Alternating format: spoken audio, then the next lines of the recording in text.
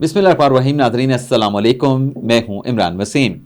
आज़ाद digital media की नई series आज़ाद सोच में आप तमाम देखने वालों को वेलकम करेंगे। आज के पॉडकास्ट में एक तो हम बात करेंगे पूरे एक साल के बाद शहर इक़्तिदार में एक बड़ी बैठक हुई है और उस बैठक में मुस्तकबिल के हवाले से सर जोड़े गए हैं, सोच विचार की गई है।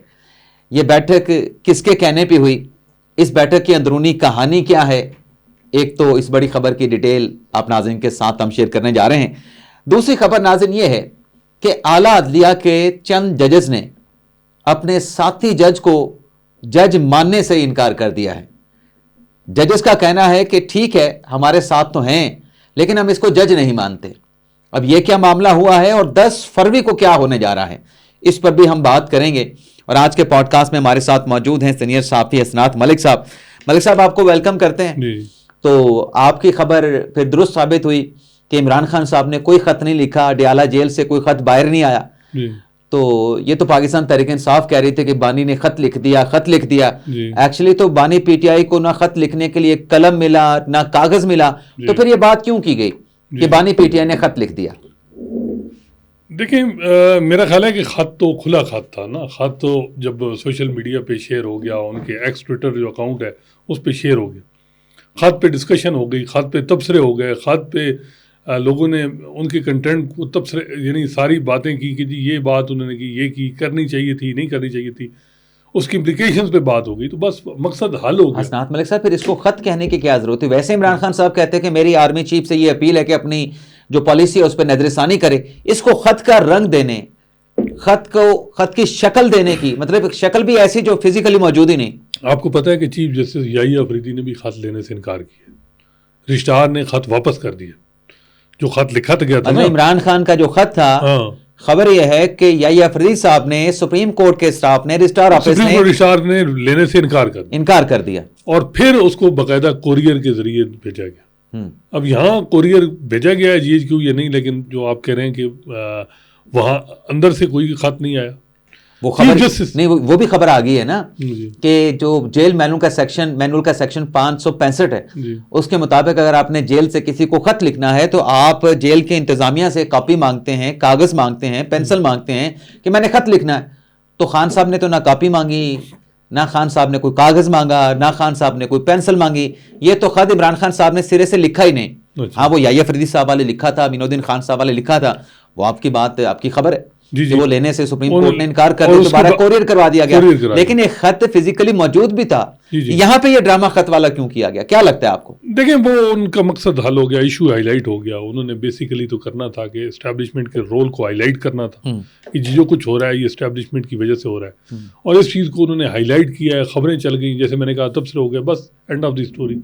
तो ये अभी जो बैठक हुई है, हाँ, ये इस्लामाबाद में बड़ी बैठक हुई है और एक साल के बाद बैठक हुई है। देखिए, 8 फरवरी का इलेक्शन रिजल्ट, उस पर बहुत से सवालात थे लोगों के।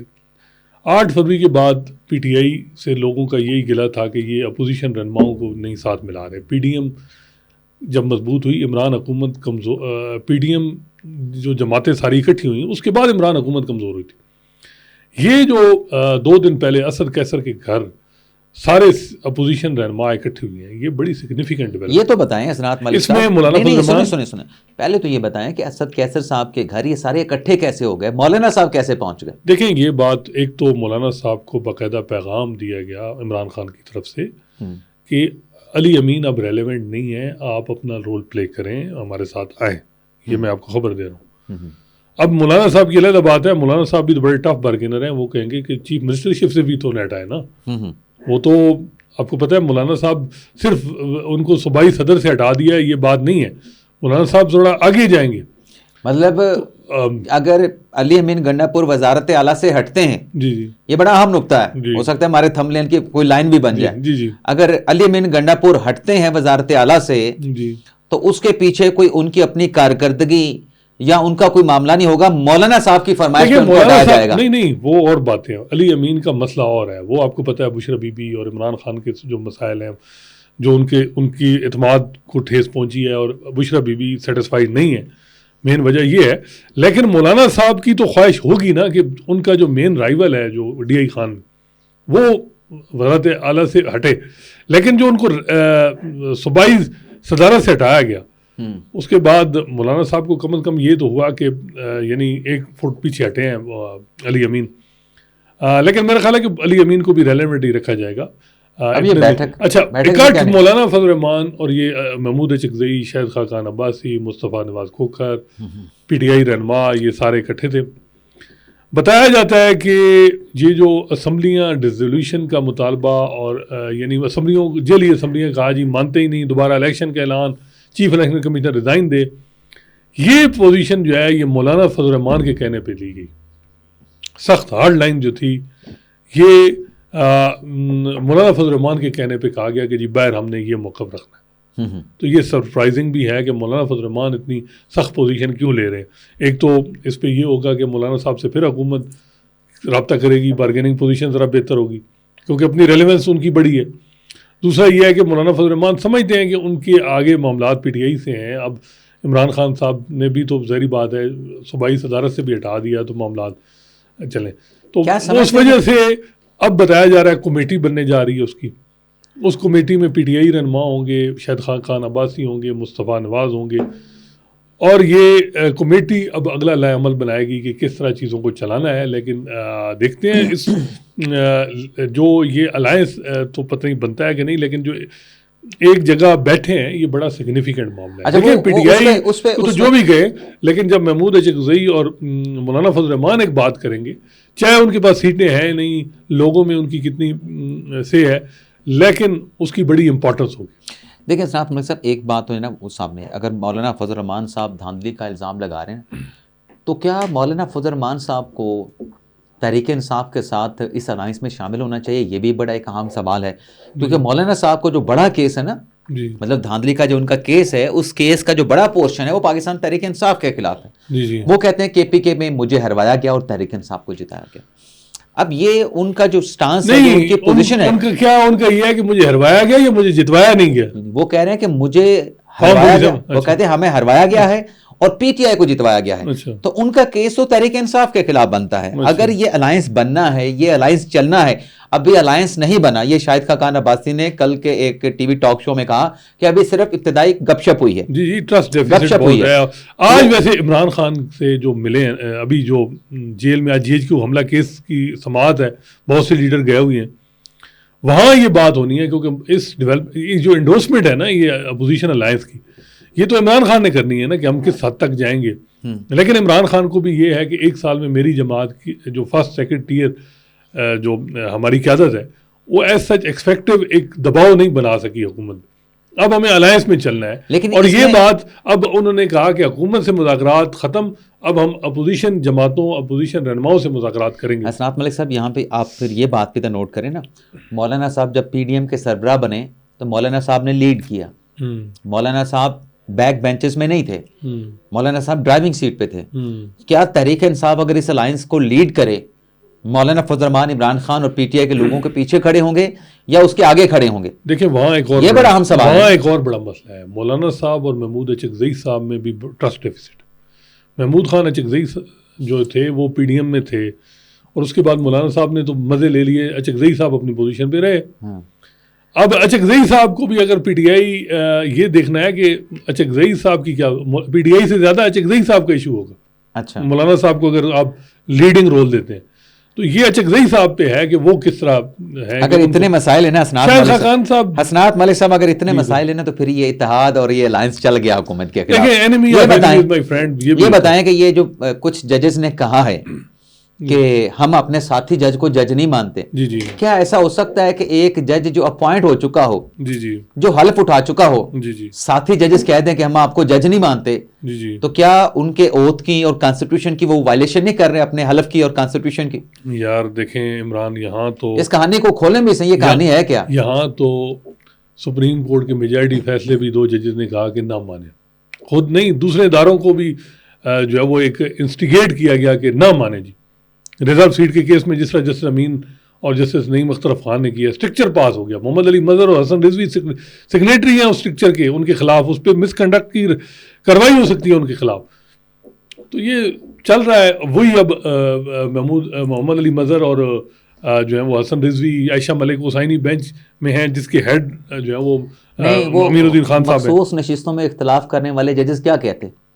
उन्होंने यही लिखना था कि भाई ऐसा फैसला इंप्लीमेंट नहीं हो सकता। क्या वो इख्तलाफ करते हुए ये लिखते हुए इस फैसले पर अमल दरामद करें? ये इंस्टिगेट करने के मुतरादिफ है। और अमीरुद्दीन खान, चले वो अलग एक मौजू है।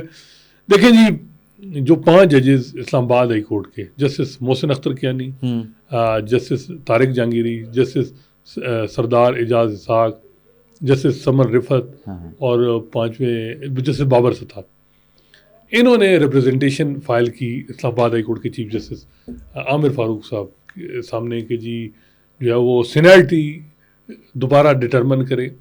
एक महकमाना किस्म की अपील है। उस रिप्रेजेंटेशन में उन्होंने कहा है कि जो जस्टिस सरफराज डोगर हैं, जो ट्रांसफ़र हुई हैं, वो इस्लामाबाद हाई कोर्ट के जज नहीं, उनको कंसिडर किया जा सकता। जब तक कैसे नहीं कर सकते? वो आर्टिकल 194 का हवाला देते हुए कहते हैं कि उनको दोबारा हलफ लेना होगा इस्लामाबाद हाई कोर्ट में चीफ जस्टिस से, और उनकी सीनियरिटी फिर जो है वो जूनियर जज के तौर पे होंगे। जब वो हलफ लेंगे वो सीनियरिटी में आ ही नहीं सकते, वो अभी तो जज ही नहीं है। और उनका यह है कि उनका ओथ लेना बड़ा ज़रूरी है उनके लिए, और आर्टिकल 194 का हवाला दिया जा रहा है। मुझे ये बताएं हसनात मलिक साहब, अब ये जो बातें हो रही हैं डोगर साहब वाले कि उनको यहाँ पे chief justice Islamabad high court बनाने के लिए लाया गया है, यही बातें हो रही ना, मुतवज्जे हो मेरी तरफ, ये बात का मजा फिर ही आएगा। इसलिए लाया गया ना। डोगर साहब, आपको पता है कि लाहौर हाई कोर्ट में 15वें नंबर पे थे जी, और 2029 तक 12वें नंबर तक जितने जज हैं सब ने रिटायर हो जाना है। जी 12वें नंबर तक जितने जज हैं, बशमूल मौजूदा जो चीफ जस्टिस साहबा हैं आलिया नीलम साहबा, उन्होंने रिटायर हो जाना है 2029 तक। ठीक है। और सरफराज डोगर साहब का जो टाइम फ्रेम है, जो टेन्योर है, वो 2030 तक है। तो 2029 में जो हाई कोर्ट का चीफ जस्टिस लगेगा, उसमें 3 नाम का पैनल जाना है। सीनियरिटी लिस्ट में 13वें नंबर वाले शहराम सरवर, सीनियरिटी लिस्ट में 14वें नंबर वाले जज साहब का मुझे नाम याद नहीं, और सीनियरिटी लिस्ट में 15वें नंबर वाले डोगर साहब का नाम जाना था। कब? मैं एक चीज आपके सामने रख रहा हूँ, फैक्ट आपके सामने रख रहा हूँ। तो डोगर साहब ने तो लाहौर हाई कोर्ट में भी चीफ जस्टिस बनने की दौड़ में वो शामिल थे। शामिल थे ना। तो वो अगर इस्लामाबाद हाई कोर्ट ट्रांसफर होकर आ गए था लाहौर हाई कोर्ट 2029 में, 29 5 साल बाद, खुदा जब भी होना था, लेकिन बात तो यही हो रही ना कि जब भी होना था, लेकिन उनका नाम वो उस दौड़ में शामिल थे। तो क्या वो इस्लामाबाद हाई कोर्ट में बगैर सोचे समझे, बगैर कैलकुलेशन के आ गए कि मैं यहाँ पे तो चीफ जस्टिस बन रहा हूं और मैं हाई कोर्ट में जाऊं, वहां पे जाके जूनियर जज लग जाऊं? कौन इस बात को सेक्रीफाइस करता है कि आपको एक पूरे सूबे की 12 मेरी ख्वाहिश, आपकी भी ख्वाहिश होगी कि मैं एडिटर लग जाऊं, लेकिन बात यह है कि असूल कायदे और चीजें होती हैं ना, सारा कुछ होता है। यहां आप डोगर साहब को जो 15वें नंबर से लिया गया, मुझे पता है वहां वो सुप्रीम कोर्ट के जज के लिए एलिजिबल थे नहीं थे। अब जो पैनल गया है इस्लामाबाद हाई कोर्ट में, क्या डोगर साहब का नाम नहीं है? सीनियर पुनी है ना इस्लामाबाद हाई कोर्ट। ये क्या तरीका कि जी एक हाई कोर्ट में जज जो है वो 15वें नंबर पे है, और जो है वो जब ट्रांसफ़र करके उसको ऐसी इंजीनियरिंग की जाए, जुडिशल इंजीनियरिंग, कि वो सुप्रीम कोर्ट के लिए एलिजिबल। अब तो डोगर साहब जो 10 फरवरी को इजलास होने जा रहा है, उसमें डोगर साहब नहीं, आप इसको जुडिशल इंजीनियरिंग नहीं कहेंगे, फिर आप इसको कॉन्स्टिट्यूशनल इंजीनियरिंग कहें। ये आइन के तहत है ना, आइन के आर्टिकल 200 के तहत है। आइन में तो इमरजेंसी भी है, मुल्क में इमरजेंसी 58(2) भी है। अब क्या उसको समझते हैं? 58(2) भी तो खत्म कर दिया है। रीजन लॉजिक, आइन में अगर इमरजेंसी है तो उसका पूरा तरीकाकार फराहम किया गया है। देखिए, मैं डोगर साहब जो है ना, डोगर साहब बेसिकली जो है वो उन्होंने एक पूरा प्लान से हुकूमत की हम ख्याल के तौर पे ये जो भी लाए, एग्जीक्यूटिव का फैसला है, आमिर फारूक साहब ने उसको सपोर्ट किया, क्योंकि अब 6 वोट आमिर फारूक साहब को सुप्रीम कोर्ट के लिए एलिवेशन के लिए मिल जाएंगे। 1 वोट अमीनुद्दीन खान साहब का है, वो भी मुल्तान से हैं, और डोगर साहब भी मुल्तान से हैं, आप भी बावलपुर से।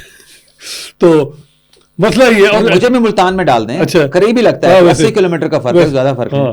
तो ये इस वक्त ना, मतलब मुल्तानी ग्रुप छाया हुआ है जी हर तरफ।